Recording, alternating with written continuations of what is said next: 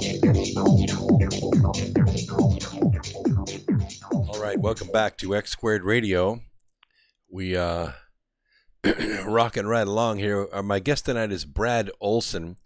His website, bradolson.com, bradolson.com. Keep up with this stuff, his work. We're privileged to be his first U.S. interview since he's come back from a 4-month intrepid voyage through South America all the way to Antarctica. Not a trip a ordinary tourist can make or would make, because he is the intrepid explorer for sure. And I know that there's a lot more to go over than we can get through in an hour on this program. But if you want to hear more, what you have to do is you've got to register for the Beyond the Matrix Unity event on the 19th and 20th of March. You can do that by going to xsquaredradio.com. Click on the events button on the left-hand side and then register. It's affordable. We've had a guest or two on each week for the past 6 or 7 weeks, trying to familiarize you with what is going to be presented there.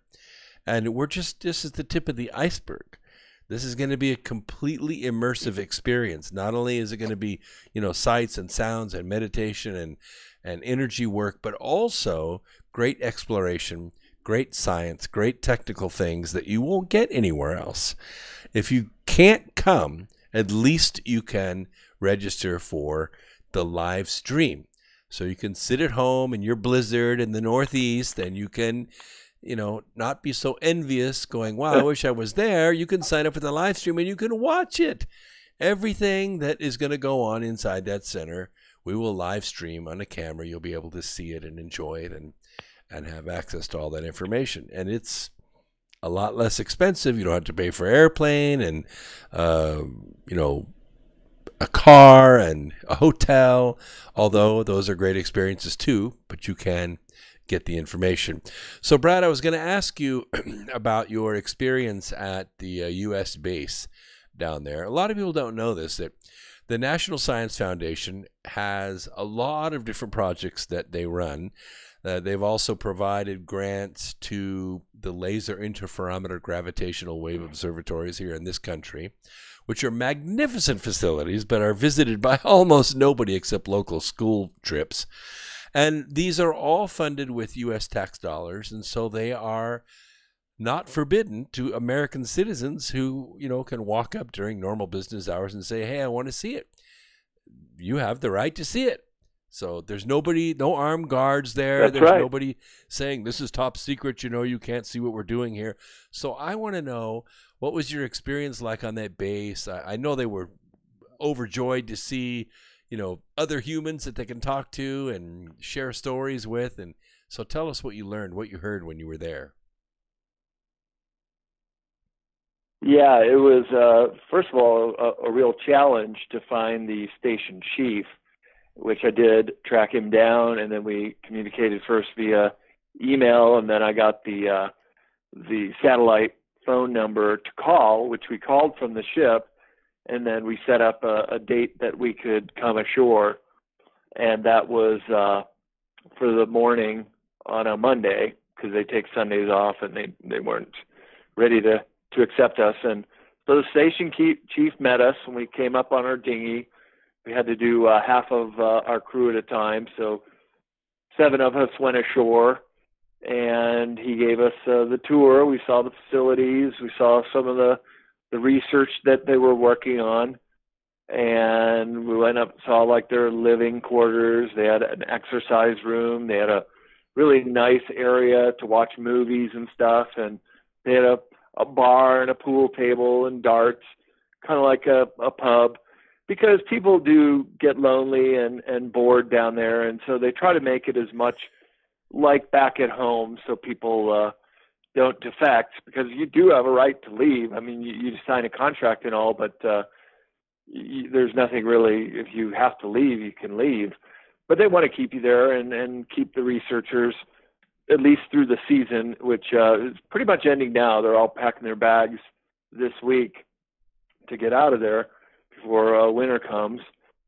And it's primarily they're working on watching climate change. And the station chief himself said that in the 20 years that he's been coming here, he's seen not only the glacier that covers Anvers Island, where the Palmer Base is, just start lowering in elevation. He said in 20 years, you can see the mountains of Anvers Islands from the base, whereas when he got there in the late 1990s, you couldn't see it, that the ice cap was that high. So the ice is starting to drop, and it's also breaking off, and they've discovered new islands around there too, including one that they call Pie Island, that the ice arch broke off on Pi Day. And there was a painting in the galley that he showed us. He said this was just painted in 1985 when the glacier connected Pie Island. We didn't even know it was an island, including where the old Palmer Station was too, that has just recently been named after some scientists that had worked at Palmer. So things are happening there. But I read a great article recently about Antarctica and the warming, which is taking place in Palmer at an accelerated rate. But conversely, there are areas of Antarctica where the ice is increasing. Now, I just came back through Miami Beach when I flew back a couple days ago, and I had a 12-hour layover where I went to the beach.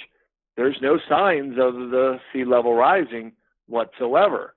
So it seems like Mother Nature just has a way of balancing out the melting one quadrant of Antarctica and then raising it up at the other. It's quite amazing that such meltage has not raised the sea levels yet, but that there are ways, checks and balances, I guess you could call it, within nature to prevent the full melting of the Antarctic ice sheet. Now, it's also impacting animals.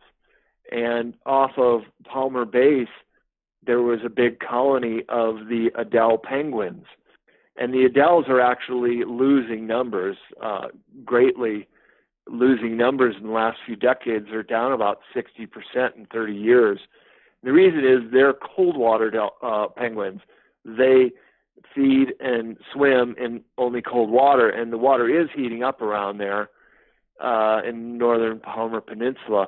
And other penguin species are moving into their terrain that had only been up like the South Shetland Islands area. Now they're all the way down south into the Adele penguin territory, and that's the chinstrap and the Gin 2 penguins, and they're actually doing very well. They're increasing their numbers where the Adeles are losing population. So once again, there's this balance, counterbalance.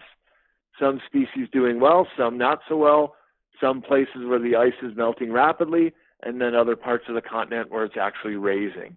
So it's quite a paradox in that regard too, and it certainly is a surprise to many of the scientists that there are these imbalances. And I guess that's the best way to describe it, is Antarctica, much like the rest of the world, is in a state of imbalance. And whether that's due to just cycles of the Earth, maybe we're entering a warmer period, or if it's CO2 emissions, I would say the jury's still out as to what is causing it, but something is causing this imbalance in the world, and it's most likely human activity.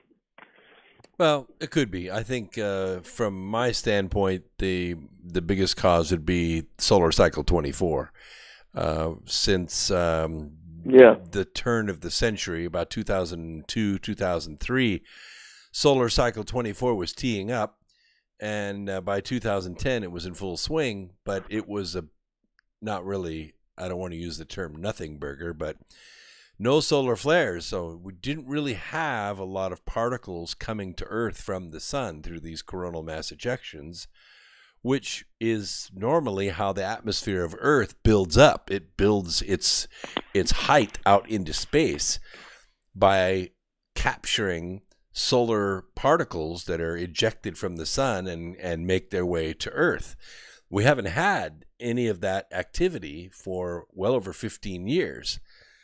The issue is that Well, the effect is that the atmosphere of Earth is getting thinner and thinner and thinner. Well, a thin atmosphere allows for two things. One, ultraviolet radiation makes it to the surface a lot easier than it normally could. The shortwave ultraviolet rays, which would normally be blocked out by a high ozone layer, can sometimes make it to Earth and cause, terrible skin anomalies. And certainly we've seen a massive increase in melanoma. And, I grew up kind of a sun worshiper, but in those days you could stay out all day in the sun and surf and you'd get a nice tan, and maybe once a year you get a sunburn or whatever. But now you go outside in the bright sunshine, the sun hurts your skin. You can feel pain on your skin from the sun. It's not comfortable at all. And the other thing that happens is the heat that does arrive and hit the Earth doesn't stay. It reflects back out into space. So Earth begins to actually lose in average temperature. Some areas that are, directly being hit by infrared radiation, they're going to heat up, and they're going to heat up rapidly. But they're not going to keep that heat, because as soon as the sun goes down, as soon as winter comes, as soon as, the clouds cover the sun, the heat is escaping right back out into space, because that infrared energy is not being blanketed by the atmosphere. When these glaciers melt, they don't necessarily melt into the sea. They melt into the air. They sublimate. They go straight from solid into gas, and they join the atmospheric river. And so what you begin to see more precipitation. The atmospheric river's carrying more water burden. And so when you have a temperature change or a rerouting of the jet stream like a polar vortex, you get a ton of precipitation. That's why all the droughts in the U.S. have pretty much disappeared, why you're seeing snow in Vegas and Malibu and Egypt, and it's, crazy precipitation. Precipitation because this extra moisture is in the air. And recently the satellite pictures of Africa and China, what we're seeing is vast areas that used to be dirt colored are now green. And I don't know how many times you've flown from, Phoenix up to Seattle, up the Rockies, up that way. I've flown it a few times. 10 years ago when I flew it, it was mostly dirt, mostly just dry dirt. But the last few years that I've flown it, all the lakes are full. All the mountains and the desert areas are all green. It's really quite incredible to see. Even Utah is green from one end to the other.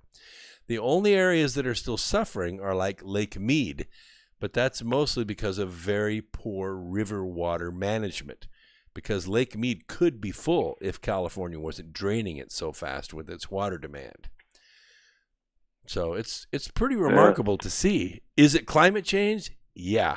Is it man-made activity that's causing the climate change? As a mathematician, I would unequivocally say no, it's not.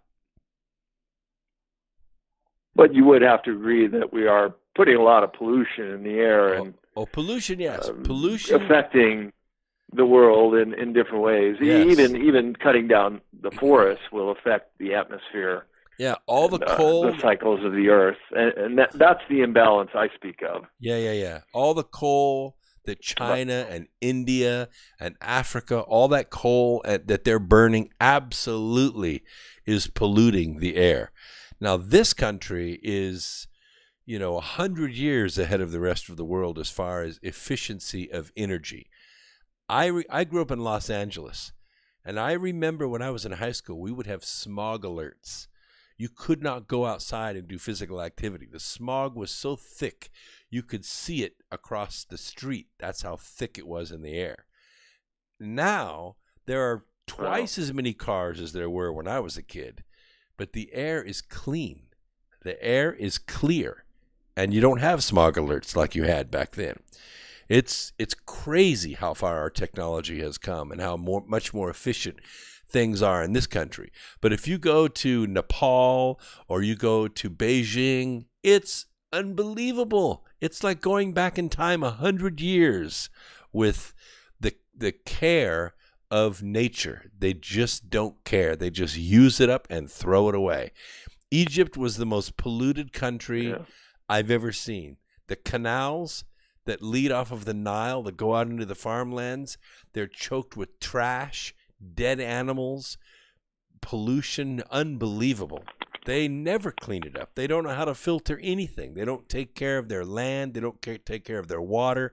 It's horrible.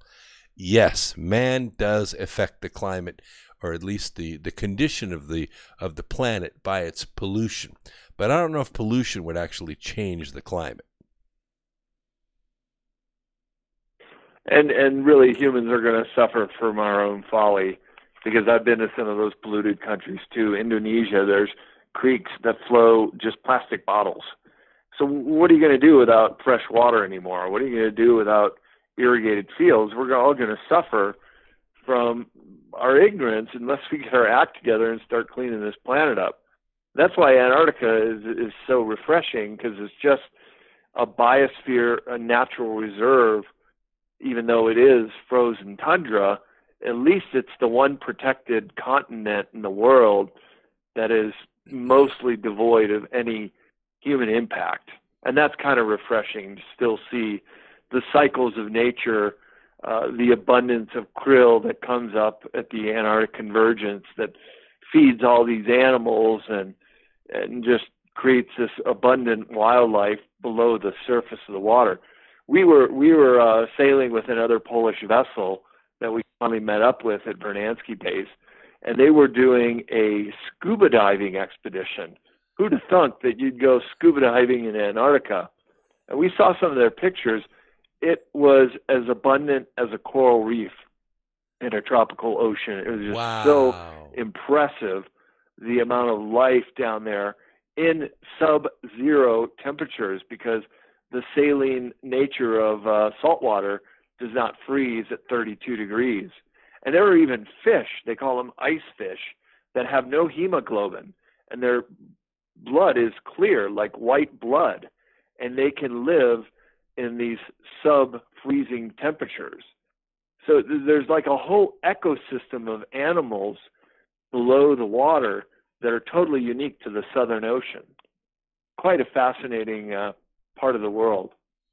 It's really unbelievable, isn't it, to see these extremophores living in conditions that are really inhospitable, by our consideration. You know that I do a presentation on the hollow earth theory, and one of the assertions is that there is more than likely openings through the crust that mix the two oceans inside the Earth and on the surface of the Earth at the poles, Antarctica and the Arctic. Now, I've always wanted to go to the Arctic to look for this vent in the ocean, and we kind of think we know where it is, but it takes a very special ship, a special icebreaker, to be able to sail those waters in that region. Have you heard anything like that about Antarctica? I know you asked researchers down there all kinds of questions, but did any of them say anything about an inner ocean connection? Well, not inner ocean, because of course the South Pole is right in the center of East Antarctica. But what I did find out, and this is an absolute fact, there is a major no-fly zone area around the South Pole. So if you're approaching the Amundsen Scott U.S. South Pole base, you have to come from a certain direction.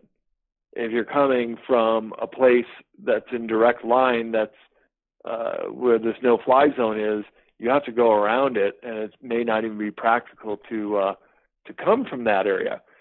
I remember reading in Nexus magazine about 20 years ago, these two women from New Zealand, I think, were cross-country skiing across Antarctica, and as they were approaching the South Pole, they were coming into this no-fly region, and Navy SEALs came down and intercepted them and would not let them proceed. And that actually goes contrary to the Antarctica Treaty, because the whole continent is meant to be open to all people and for research. But there are exceptions to that, and those exceptions are there is a no-fly zone near the South Pole. Now, that's really interesting because this is where Admiral Byrd himself, who did some flyovers of both of the poles, North Pole and South Pole, said that there was a giant opening there. And indeed, there are even some images from outer space of the South Pole region that show what appear to be like a massive opening. And Admiral Byrd himself said they flew their plane into it. It was so large that they could fly one of these large cross-continent airplanes into the hole, did a loop around inside, and they even were able to fly right back out. So we're talking about a cavity that must be miles across to be able to fly in a formation like that. So I find that very fascinating. And then when I was given the confirmation that indeed there was a no-fly zone near the Antarctic South Pole region, that just made my eyebrows raise. Oh, really? Well, that's quite interesting and corresponding to some other things that I've heard are going on down there. But I did not hear of any of the oceans mixing. That would be true in the Arctic Sea, though, I would say. Yeah. Well, I know that in the Linda Moulton Howe piece that I saw on YouTube, they had mentioned something hearsay that Buzz Aldrin said, that he had come face to face with the pure evil. And this is when he was down there, I think 2 years ago, and they had to send an air flight down there and get him out of there because he'd had some kind of, they said it was a health problem, but they flew him out of there, and I haven't heard anything as to what the true report was. And I interviewed Dr. Edgar Mitchell before he passed away, and he didn't say anything about this either, but I just wonder sometimes about these reports. I know that there is an area around 85 or 82 degrees, which is quite a bit more south than what you went. You went to 65 degrees. That you have to be affiliated, which means you have to be actually part of a government-approved research group, or you have to be affiliated with the military to be able to get there. And typically the way that they land there is with C-130s on skis. So it's not regular commercial aircraft that can land there. That's right. You do have to land with planes of skis. But I have been talking to an expedition group. I went to their office in Punta Arenas, Chile, and I'm meant to go to their office in Salt Lake City on my way to Beyond the Matrix conference, talk to them more about excursions. They do actually have permission to fly to the South Pole base, and they do offer an expedition. It's very expensive. It's about $60,000 per person, where they'll get you to 89 degrees, and you can cross-country ski over the course of about 10 days to 90 degrees at the South Pole. So there are expedition groups that can do it with a very heavy price tag. And now I'm talking to them about doing expeditions to the Beardmore Glacier. Let's say some hard evidence does come out that there is a craft in the glacier, what it would take to go down there. And so they're going to give me some logistics, nuts and bolts for that. Now, they mainly specialize in the Palmer Peninsula region and then around the Ellsworth and Shackleton range of mountains, kind of between East Antarctica and West Antarctica. If you were going to try to do Beardmore Glacier, you'd want to come in through McMurdo, and the entry point to McMurdo is through New Zealand. Right. Whereas if you're coming in to New Schwabenland, that's via South Africa. Outstanding stuff, Brad. So it depends what part of the continent you want to access. Yeah. Outstanding stuff. I truly appreciate you coming on the program. And I know, looking at the chat room and seeing my chat on my phone, people cannot wait to meet you in Sedona. It's going to be a great experience. It'll be good to see you again.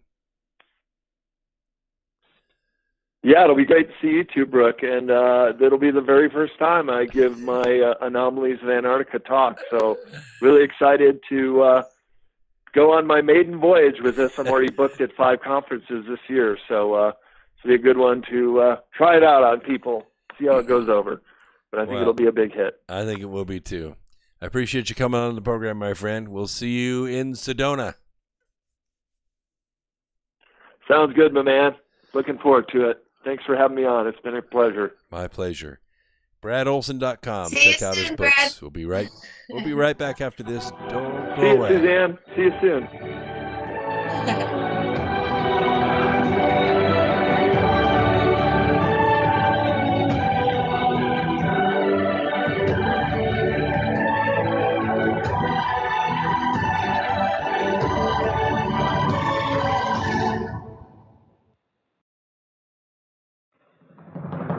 Hey everyone, it's Chris Gio, founder of Truth Frequency Radio and host of Beyond the Veil. The mainstream media and establishment are running scared right now, and they've prominently featured truthfrequencyradio.com as number 89 on the federal government's hit list, also known as the fake news list, which is essentially a list of sites slated for censorship on Facebook, YouTube, Google, and other social media. Now is the time for you to get involved. Share your favorite TFR shows far and wide on forums and social media. Tell your friends and family about your favorite shows. If you're a business owner, get in touch with us to feature your product or service right here on TFR. And if you haven't done so already, become a TFR supporter now and get unlimited commercial-free downloads in high quality. Visit truthfrequencyradio.com/sign-up. Thank you for making TFR the leader in independent and uncensored talk radio. Truth Frequency Radio, your protection from deception. Hey folks, guess what the #1 phrase that Life Change Tea receives by email? You ready? We love this tea. We love this tea. Time after time, week after week, we love this tea. Life Change Tea gives you more energy, a beautiful cleansing, and fulfills its slogan perfectly. The tea that makes you go. So if you want to be on your health game, log on to getthetea.com and order Life Change Super Strength Tea. Packages come in a 1-month supply, and when you brew this stuff, wait until you see the results. Aren't we all about the results? And with a lot of people's health struggling, we can use a little bit of help. Doctors will tell you disease starts in the gut. So log on to getthetea.com. That's getthetea.com. Be our next email saying, I love this tea. I love this tea. Get the tea at getthetea.com. Helping America one tea bag at a time.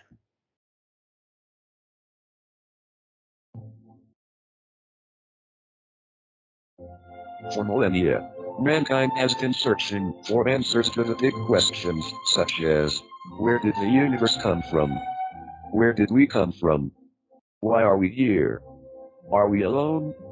And just what the heck is the Sasquatch all about? I can't promise you answers, and neither can the Woo Crew, but they invite you to join them Friday night at 7 p.m. Eastern, midnight in the UK, for Freaky Friday, exclusively on Truth Frequency Radio. Spirituality, multiverse, quantum mechanics, the occult, and so much conspiracy analysis that it will make your mind melt.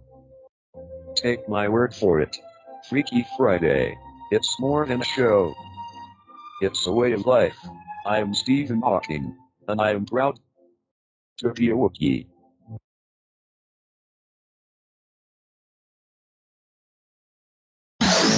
No hate, no hype, no fear. We are TFR, your protection from deception. Well, I dreamed I saw the knights in armor come, saying something about a queen. There were peasants singing and drummers drumming, and the archers split the tree. There was a fanfare blowing to the sun that was floating. All right, welcome back, Earth Explorers. Short break there with a little news and some commercials. Suzanne's still on with me. I felt it was a good time to let Brad get back to his family. He's going to take a few days to recuperate from his 4 months on the road. Certainly harrowing stories about high seas and high adventure. Wow, I can't wait to see the whole presentation at Sedona. And you can be there with us, and you can watch it as a live stream by going to x2radio.com, clicking on the events tab on the left-hand side. You will see the register button right there at the Beyond the Matrix Unity event. Click on that, click on live stream. It's about $77 for both days, and you can watch it from the convenience of your home, or you can come and join us in Sedona, and we'd love to have you. So how did you feel about that, Suzanne? Would you go on a trip like that?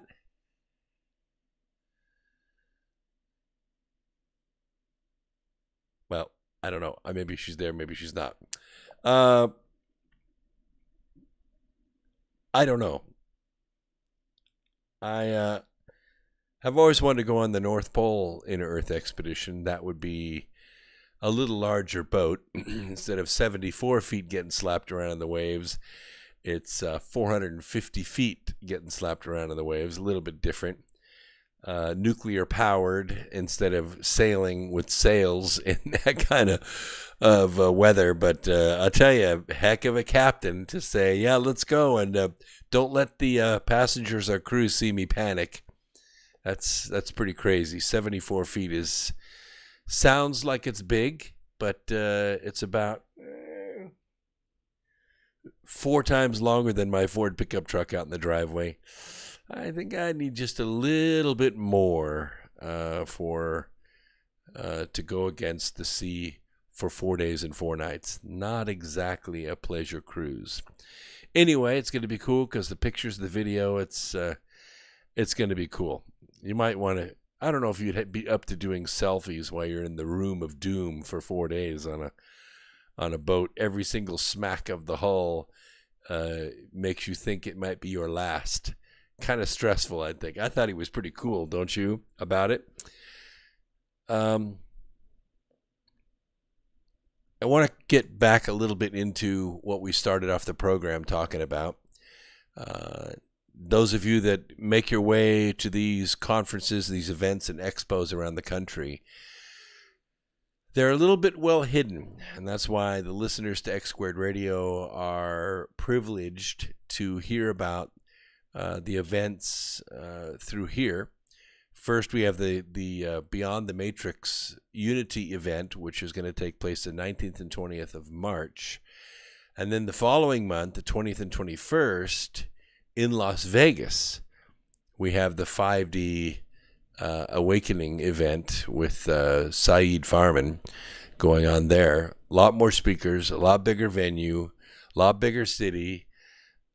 Maybe a little easier to get to, I don't know, than Flagstaff. You'll have to decide that for yourself. But it's within driving distance of Southern California, so you could certainly come to see us there as well. Great amount of speakers. So we were talking about climate change. And I want to talk a little bit about this because, you know, I look at this from a scientific point of view, but you can also look at it from the geopolitical point of view. You know, in downtown Los Angeles, California, this is the first February in 130-something years that the temperature has not reached 70 degrees Fahrenheit. Is that odd? You know, 1 1/3 centuries goes by, and normally it gets above 70 degrees in February, but this is the first one in a long, long time, in 3 generations, when the temperature has not reached there. The first time since forecasters began recording data, the mercury did not reach 70 degrees in downtown Los Angeles for the entire month of February. The average high for the entire month of February was only 61 degrees, actually pretty much the same here in North Carolina, that's not very common at all. It is significantly lower than the historical average of 68 for February, and that makes it the 8th coldest February on record. And this is according to Ryan Kittel. He's a meteorologist with the National Weather Service in Oxnard, California, not far from where I grew up. It's not a record. It's not even really statistically significant. It's not a trend. But nonetheless, it does dissolve the argument for global warming. Rather, it adds support for my assertion that the Earth is actually cooling. It is a big change for Southern California, where drought and warm winters in recent years have fueled this new socialist movement that we're seeing. And believe me, it's not a flash in the pan. There's a lot of money behind this, a lot of money, a lot of advertising, a lot of marketing. And it is coming from some very untrustworthy sources. Agenda 21, George Soros, Steyer, Singer, some of the most radical billionaires to have ever lived. Why? Because they want to tax the United States. Do you think they're going to tax India? No. You think they're going to tax China? No. You think they're going to tax Argentina or Indochina or Malaysia? No. They're only going to tax America. Why? Because they want to remove freedom and liberty from the earth. And they're using the weather to make their case. Unfortunately, the data is not in their camp anymore. Make no mistake, all the changes in the stability of the planet are seized upon by the socialists as a means to crush America. No other country on earth is targeted by these economic sanctions that they are proposing. Weather experts said the chilly February doesn't signal a larger change in some of those trends. Mathematicians, on the other hand, can show a definite shift in the last decade toward the onset of an ice age. It is entirely based upon solar energy reaching the surface and the amount of that energy that is allowed to escape back out into space. It's called the albedo. The albedo of the Earth has been increasing steadily since the beginning of solar cycle 24. If it continues unabated, if we enter into solar cycle 25 and we get more of the same of no solar flares, very few coronal mass ejections, a very light solar wind, maybe a occasional geomagnetic disturbance, but nothing like the X9 flares that we saw in 2004. Nothing like the beginning of 2000s. If this continues unabated, the farm belt is predicted to move 300 miles toward the equator. 300 miles toward the equator. Yeah, that would be on both sides of the equator, Earth explorers.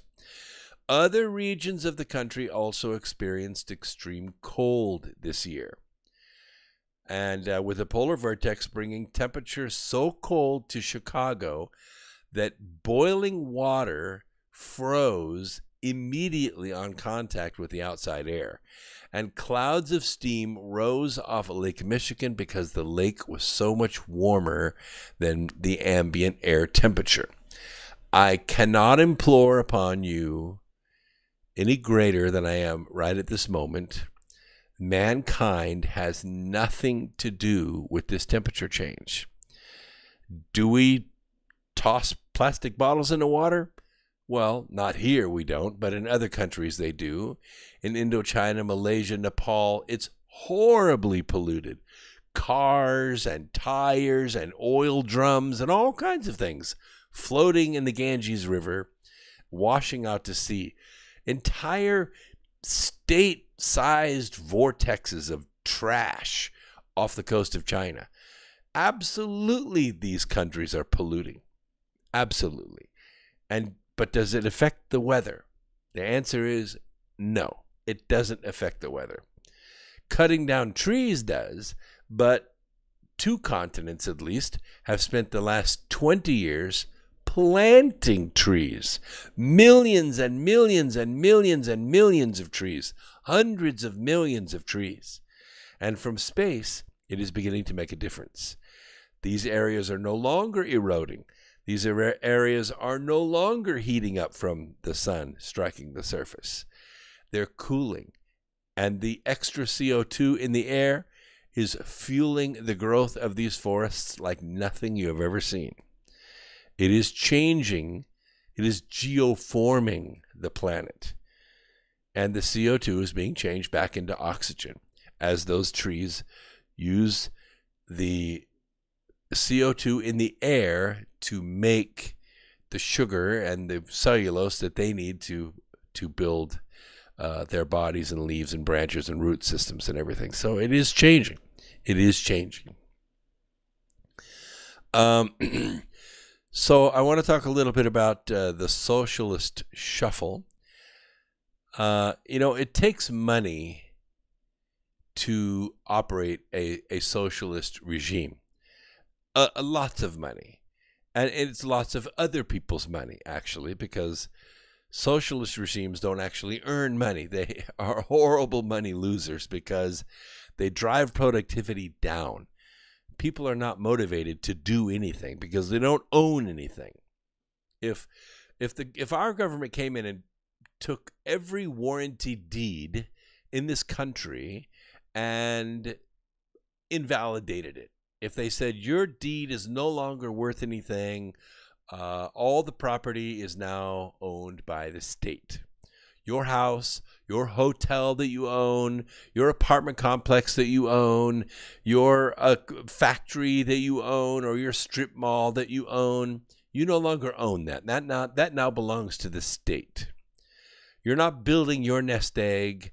You're not paying off your mortgage. You're not building up your equity. You're not building your retirement or your kids' inheritance or the value of your company. All that goes away. All of that goes away. It all goes to the state because the state is now going to decide the best use of that property. It's just you and your wife and your 4,000 square foot house. Oh, no. That will not do at all. You two can move into a studio apartment in the inner city because it's just the two of you and you're not going to have any more kids. We're going to move this immigrant family and their 7 kids into your 4,000 square foot house because they need the space. So how motivated are you going to be to maintain that house that you've just been given? Not at all. It's not your investment. You don't care about it. And that's exactly what happens. Everything goes to crap because there's no ownership. We proved that with the founding of this country. When Bradford realized that the socialist method where everybody pitches in, everybody grows, everybody builds, and everybody gets to reap the benefits of it equally, they almost starved to death. The next winter, they would have died. So he changed the model, and he gave each person a plot of land. And he said, it's your land. Here's the seed. Here's the tools. Grow what you can. If you can't eat everything that you've grown, you make a surplus, you can trade it to him for what he grows. You can trade it to him for what he traps. You can trade it to him for what eggs they lay.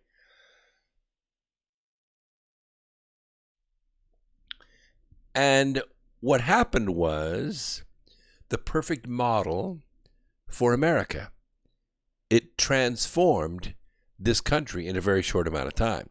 In a little more time, it began to transform the world because the capitalist system is the most remarkable motivator for progress and growth and wealth of anything that's ever been tried in the human experiment.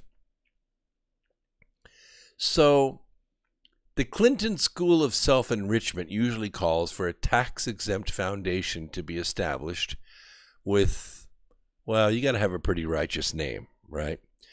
And that way tax money can be dumped by the truckload into it, and nobody in the press is going to bother you about it. They're not going to say anything about it.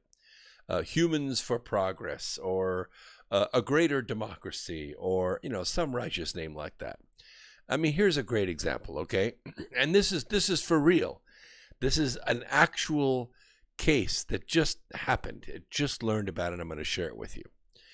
New York City Mayor Bill de Blasio, you know who the guy I'm talking about, right? He's about 6'17", just imposing figure of a man. Well, his wife, her name is Shirlane McCrae. Now, she was given by his authority, she was given $900 million to start a mental health initiative focusing on helping the homeless in the city of New York. $900 million. That's just a little bit shy of $1 billion for the homeless. The homeless. I don't know how many homeless there are in New York City, but I would say if it's 1 million, I'm greatly exaggerating. It's probably more in the range of 40 to 50,000 homeless people in New York. Let's say 100,000. Even if it was 100,000 people, $1 billion is $10,000 per person. Maybe it's unbelievable amount of money. Anyway, 4 years later, no one seems to know what that money was actually used for, according to the New York Post. The city council discovered this shocking amount of potential waste during a meeting a few days ago on Wednesday. And while it sounds good to spend heavily on a mental health initiative, it appears that nobody has noticed any real benefits from that investment. Nobody. Okay? Now, I like the fact that the money's going toward mental health. But when they say we're seeing a benefit in all areas, you got to take exception to that. Because I'm not seeing it. Okay? It's not there. Nobody sees the benefit of this. There's no soup kitchens. There's no shelters. There's no new park benches. There's no nothing. $900 million. The Thrive program, which had its budget raised to $250 million per year in the year 2019, has produced some underwhelming numbers in terms of how many people it impacts. 7 mayors attended a 2017 National Mental Health Conference in New York City. Only 570 of the estimated 12 to 15,000 mothers who experience postpartum depression have been reached by the program, Politico reported. Of the 78,000 newborn deliveries in the city annually, only 28,560 new mothers have been screened by the Thrive program.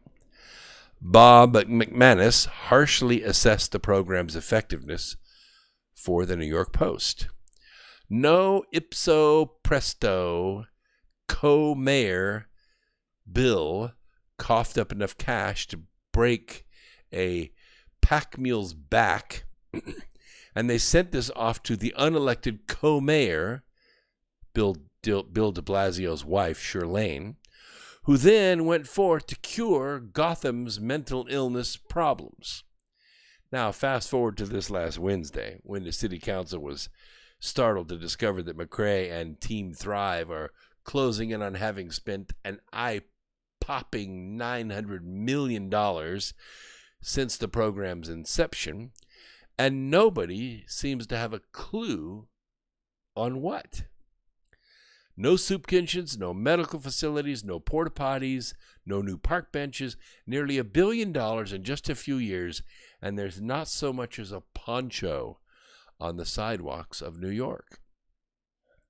And the worst thing is that not a single newspaper, not a single law enforcement official is calling for an arrest, for fraud, for embezzlement, for conversion, for theft, or for money laundering. Nothing. X Squared Radio is the only outlet in the entire United States calling for an accounting, calling for some kind of accountability. You have to ask yourself, Earth Explorers, what the hell is going on? when a city can go through $900 million on a fraudulent program like this. And the sad part is, New York City's not alone. San Francisco did the same thing. Los Angeles did the same thing. Orange County is covered in poop and tents. People living like it's a third world country in Orange County. I grew up in Orange County. It was a fantastic place of unlimited potential and opportunity. The best universities on the planet. Westwood Village is the epicenter of brain children for the entire Western coast. California at one time was the 11th largest economy in the world by itself. Look what has happened. All this money, billions of dollars spent on nothing. I mean, if you think about it, look at the national debt that was doubled under Barack Obama. Doubled more than the other 42 presidents before him. 44 presidents before him. Unbelievable. 43 presidents before him. All those presidents combined. $10 billion added to the budget. Or $10 trillion added to the budget in 8 years. It's a number that is like fairy tale. When we sit down and talk about investments, we may talk about millions or hundreds of millions or billions of dollars or tens of billions of dollars. But when we talk in tens of trillions of dollars, it just boggles the mind. So you think about it, okay, $10 trillion in 8 years. Did we get any new airports? Did we get like whole new freeways? Did we get more aircraft carriers or more trips to the moon or energy breakthroughs or medical breakthroughs? No. We got nothing. Absolutely zippo, nada. No solar panels, no electric cars, no wind generators, no cold fusion, no cure for cancer, nothing for $10 trillion. It boggles the mind. It boggles the mind. What we did see is a lot of cash, a lot of bribes, a lot of corruption, a lot of ho-hum, business as usual, go along to get along, and nothing. Months and months and months of nothing. And because of the free spending, greedy banks, we saw a complete crash in 2008, 2009.